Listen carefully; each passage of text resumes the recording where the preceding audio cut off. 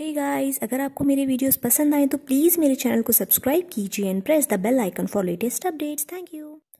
Hello friends, अब Facebook के through भी हम कनेक्ट रह सकते हैं। मैंने फेसबुक की लिंक अपने डिस्क्रिप्शन बॉक्स में नीचे दी हुई है, तो प्लीज़ डिस्क्रिप्शन बॉक्स में जाइए और लिंक पर क्लिक कीजिए और मेरे फेसबुक पेज पे मुझे फॉलो कीजिए। वहाँ भी मैं आपके साथ बहुत सारे अपडेट शेयर करूँगी।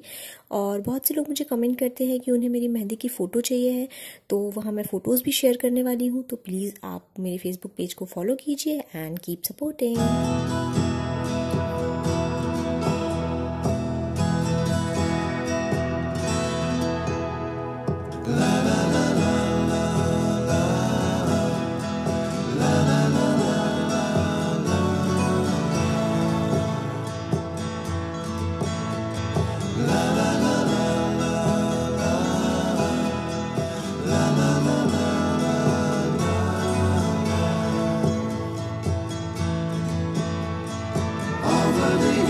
And fall for what she's waiting for, love to be realized.